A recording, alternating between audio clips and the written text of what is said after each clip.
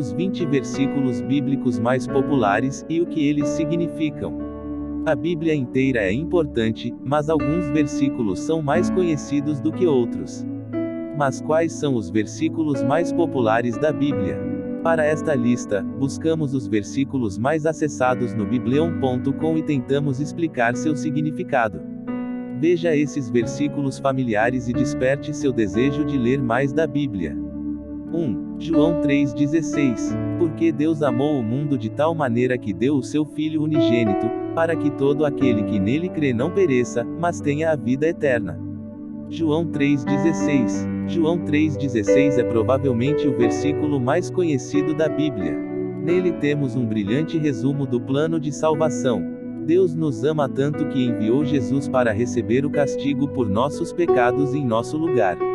Agora, tudo o que precisamos fazer para receber o perdão de Deus é crer em Jesus, arrependendo-nos dos nossos pecados. Por meio de Jesus, somos libertos da condenação e temos acesso a Deus e à vida eterna. O amor de Deus é maravilhoso. 2. Mateus 28, 19, 20. Portanto, vão e façam discípulos de todas as nações, batizando-os em nome do Pai e do Filho e do Espírito Santo, ensinando-os a obedecer a tudo o que lhes ordenei. E eu estarei com você sempre, até o fim dos tempos. Mateus 28, 19, 20. Esta é a grande comissão dada por Jesus aos seus seguidores: fazer discípulos. Além de um mandamento, esta missão é também um grande privilégio para todos os crentes. É uma bênção saber que Jesus estará conosco enquanto cooperamos para que outros também se tornem discípulos. Todo discípulo de Jesus pode participar ativamente da obra que Deus fez nos corações humanos, apenas obedecendo ao mandamento de Jesus. O discipulado é essencial para o crescimento e desenvolvimento do crente na fé. É um processo que começa no batismo, continua através do ensino e da obediência à palavra de Deus e culmina na formação de novos discípulos. Este processo nunca termina, o discípulo continua sendo discipulado para fazer novos discípulos. Assim, continuamos a conhecer o Senhor e a anunciar para que outros também o conheçam, pela fé. Tenha certeza, Cristo estará sempre com você em todos os momentos. 3. Mateus 6,33. Portanto, buscai primeiro o reino de Deus e a sua justiça, e todas estas coisas vos serão acrescentadas. Mateus 6,33. É muito fácil focar nas prioridades erradas em nossas vidas. As demandas são enormes e quando percebemos já estamos ansiosos, preocupados com as necessidades e com medo do futuro. Jesus quer que nossa atenção seja dirigida primeiro a Deus e ao cumprimento de sua vontade. O foco deve ser redirecionado para o Senhor, seu reino e sua justiça. Não deixe que a preocupação com os problemas condicione suas prioridades na vida. Jesus nos dá uma alternativa ao modo de vida mundano, no qual a ansiedade faz as regras. Basicamente, é colocar toda a sua confiança nas mãos do Senhor e buscá-lo como a coisa mais importante. Este deve ser o objetivo de quem ama e confia no Senhor. Ele cuidará para que as coisas de que precisamos sejam acrescentadas, acreditam. 4. Filipenses 4:7. E a paz de Deus, que excede todo o entendimento, guardará os vossos corações e os vossos pensamentos em Cristo Jesus. Filipenses 4:7. A paz é um conceito que designa todo o bem-estar humano. Mais do que um sentimento, a paz é um estado interior de conforto e segurança dado por Deus.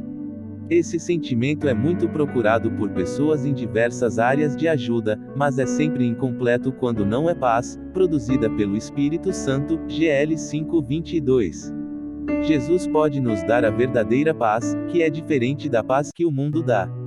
No mundo encontramos uma paz temporária, deficiente e incapaz de nos preencher. A paz que vem de Deus basta, vai além do nosso entendimento e mantém nossas emoções e nossa mente em Jesus. Essa paz não significa a ausência de problemas, mas a convicção de que estamos seguros nas mãos amorosas do Senhor. 5. Jeremias 29:11. Pois eu sei os planos que tenho para você, diz o Senhor, planos para prosperar você e não para prejudicá-lo, planos para lhe dar esperança e um futuro. Jeremias 29:11. No tempo de Jeremias, os israelitas estavam em uma situação difícil. Seu país havia sido conquistado pelo rei Nabucodonosor e o povo havia sido exilado para a Babilônia. Havia esperança para eles? Sim. Por meio de Jeremias, Deus prometeu que traria os israelitas de volta a Israel e restauraria seu povo. Deus pune os pecados e às vezes permite o sofrimento, mas seus planos são sempre nos abençoar e restaurar. 6. João 14:6. Respondeu Jesus: Eu sou o caminho, a verdade e a vida. Ninguém vem ao Pai, a não ser por mim. João 14:6. Eram os últimos momentos de Jesus antes de ser crucificado, ele estava se despedindo de seus discípulos na última ceia. O mestre conforta os amigos dizendo que tinha de partir, mas que não se preocupava porque já conhecia o caminho. De fato, sem a presença física de Jesus, existia o sério risco dos discípulos dispersarem, buscando outros caminhos, outras filosofias, estilos de vida. Mas, Jesus deixou bem claro, que Ele é o caminho, o único, é a verdade absoluta, e é a vida, dom eterno que Deus oferece. Como seguidores de Cristo, que Ele é o caminho que conduz a Deus. Jesus é a verdade que nos liberta e comanda todo o universo. Ele é a vida, que dá existência plena mesmo depois da morte. Se não buscamos que Jesus busque alternativas, não precisamos de caminhos alternativos, meias verdades, nenhum estilo de vida diferente. Jesus é único e é suficiente para nós. Só Ele pode reforçar-nos a Deus, cheios de vida e certos de tudo que disse. 7. João 16:33. Eu disse essas coisas para que em mim vocês estavam em paz. Neste mundo vocês terão aflições, contudo, tenha ânimo. Eu venci o mundo. João 16:33. Na sua última noite antes de ser crucificado, Jesus explicou muitas coisas importantes aos seus discípulos. Ele os preparou para a sua morte e para o sofrimento também que iriam enfrentar, mas eles tiveram esperança. Os discípulos não ficariam sozinhos. Através do Espírito Santo, Jesus está sempre conosco e ele venceu todas as dificuldades do mundo. Jesus é nosso motivo para não desanimarmos quando aflições por aflições. 8. Números 6:24-26. O Senhor te acolhe e te guarda, o Senhor fachada resplandecer o seu rosto sobre ti e te conceda graça, o Senhor volte para ti o seu rosto e te dê paz. Números 6:24-26.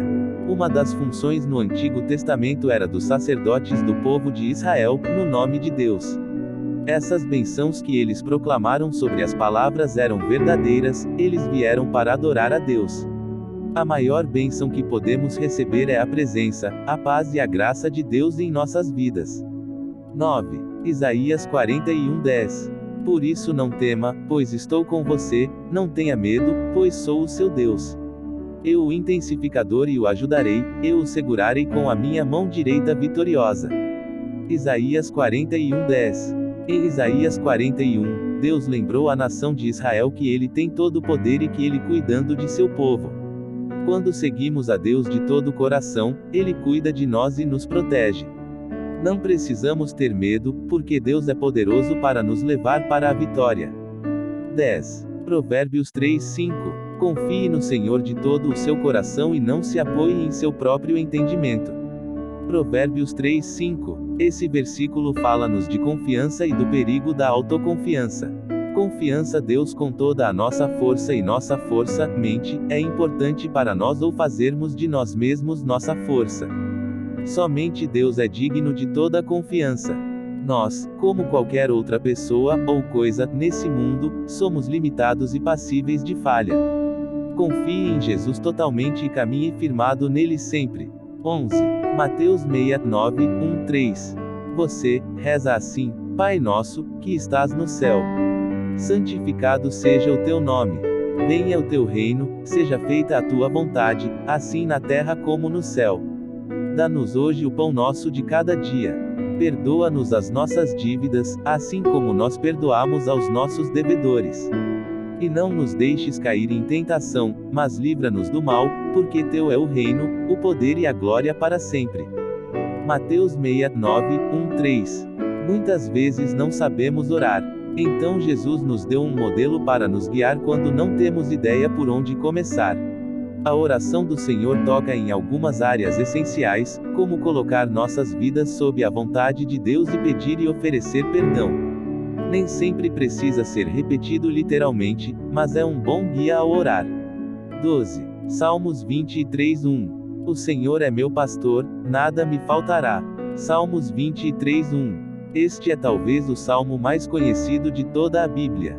Escrito por Davi, o Salmo 23 compara Deus a um pastor que cuida de suas ovelhas, a ponto de nada lhes faltar. Essa analogia é interessante se lembrarmos que Davi, antes de ser rei de Israel, foi pastor. Ele mais do que ninguém sabia que as ovelhas, por si mesmas, não podem fazer nada. Eles precisam de alguém para guiá-los no caminho, para livrá-los do perigo, para levá-los ao pasto, às águas calmas e ao descanso. Assim é Deus para o seu rebanho. Jesus disse que ele é o bom pastor. Jó 10:11, ele cuida de você. Não tenha medo mesmo se você passar pelo vale, e pelos perigos da morte. Ele está presente, te sustenta e te ajuda. Confie e descanse na fidelidade e no amor do Supremo Pastor. 13. Mateus 19:6. Portanto, já não são dois, mas uma só carne. Portanto, o que Deus uniu, ninguém separe. Mateus 19:6. Em certa ocasião, Jesus foi questionado sobre o divórcio. Em resposta, Jesus explicou sobre a união entre marido e mulher, que é um vínculo especial, que recebe a bênção de Deus.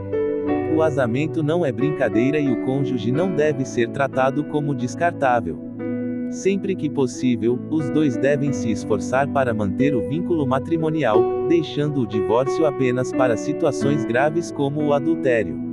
14. Romanos 8:31. O que então diremos a essas coisas? Se Deus é por nós, quem será contra nós? Romanos 8:31. Neste versículo, o apóstolo Paulo faz uma pergunta revisando todo o argumento feito anteriormente no capítulo 8, para aqueles que estão em Cristo. Não há condenação, vida no Espírito, os sofrimentos do presente e as glórias do futuro, a certeza do amor de Deus. O que dizer então? Confie na graça de Deus, através de Jesus, pois todo sofrimento pode ser suportado. Até as aflições cooperam para o bem daqueles que amam a Deus. O cristão não precisa temer a ninguém, poderes visíveis ou invisíveis, porque pela fé, ele participará da glória de Cristo. Vale a pena seguir pela fé.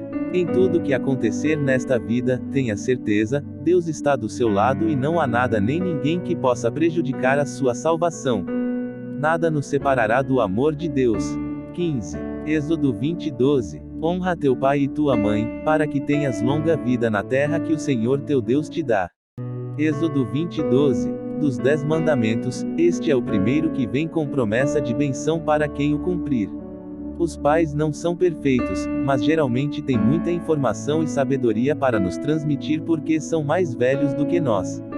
A responsabilidade de cuidar dos filhos é muito grande, pois terá uma grande influência no resto de suas vidas. Por isso, nossos pais merecem nossa honra. Quando seguimos a orientação de pais que amam a Deus, evitamos muitos erros. 16. Mateus 6:34. Portanto, não se preocupe com o amanhã, pois o amanhã trará suas próprias preocupações. O suficiente para cada dia seu próprio mal. Mateus 6:34. É natural sentir-se preocupado com o futuro. Ninguém sabe o que vai acontecer amanhã e essa incerteza dificulta nossas vidas. Mas há uma pessoa que conhece todas as coisas passadas, presentes e futuras: Deus. Ele está no controle de todas as coisas, então não precisamos ter medo do futuro. Cada dia ele tem suas próprias preocupações, mas Deus não abandona aqueles que o amam. 17. Filipenses 4:13. Tudo posso naquele que me fortalece. Filipenses 4:13. Este versículo é frequentemente usado como motivação para alcançar grandes objetivos, mas tem um significado muito mais profundo. Nos versículos anteriores, o apóstolo Paulo fala sobre como aprendeu a se contentar com Deus em todas as circunstâncias. Na alegria e na tristeza, na força e na fraqueza, no conforto e na dor, sua força para continuar estava em Deus. Em cada momento da vida, seja bom ou ruim, Jesus é a nossa força. 18. Josué 1:9. Não fui eu que te ordenei. Seja forte e corajoso. Não se apavore nem desanime, pois o Senhor, seu Deus, estará com você por onde você for. Josué 1:9. Quando Moisés morreu, a liderança do povo de Israel foi passada para Josué. Além disso, Josué tinha a missão de conquistar a terra prometida, depois de 40 anos no deserto. Ter tanta responsabilidade não é fácil. Mas Deus falou com Josué e o lembrou de que ele não estava sozinho. Se ele fosse fiel a Deus, seguindo seus mandamentos, Deus estaria com ele a cada passo do caminho, dando-lhe a vitória. Da mesma forma, Deus está sempre presente na vida de quem lhe é fiel. Quando colocamos nossa confiança nele, ele não falha. 19. 1 Coríntios 1:3, 4, 7. O amor é paciente, o amor é gentil. Não inveja, não se vangloria, não se orgulha. Não maltrata, não busca seus interesses, não se irrita facilmente, não guarda rancor. O amor não se alegra com a injustiça, mas se alegra com a verdade. Tudo sofre, tudo acredita, tudo espera, tudo suporta. 1 Coríntios 1:3, 4, 7. Esta passagem descreve o maior presente de todos, o amor. Segundo a Bíblia, amar não é apenas um sentimento, é toda uma atitude de vida. O amor perfeito vem de Deus e transforma a forma como nos relacionamos com as pessoas. Com a ajuda de Jesus, precisamos cultivar o amor, buscando agir da forma descrita em 1 Coríntios 1:3, 4, 7, pois nada do que fazemos tem valor sem amor. Este é o ideal de amor que devemos buscar refletir em nossas vidas. 20. Mateus 1:8, 2:1, 2:2. Então Pedro se aproximou de Jesus e perguntou: Senhor, quantas vezes devo perdoar meu irmão quando ele pecar contra mim? Até 7 vezes? Jesus respondeu: Digo-vos que não até 7, mas até 70 vezes 7. Mateus 1:8, 2:1, 2:2. Perdoar não é fácil, mas é muito importante. Depois de dizer que devemos perdoar inúmeras vezes, Jesus explicou que nosso perdão deve ser fruto do perdão que recebemos de Deus. Se Deus nos perdoou todas as nossas ofensas, então não temos o direito de guardar rancor contra ninguém. Quando perdoamos, mostramos o poder do amor de Deus e deixamos a justiça em suas mãos.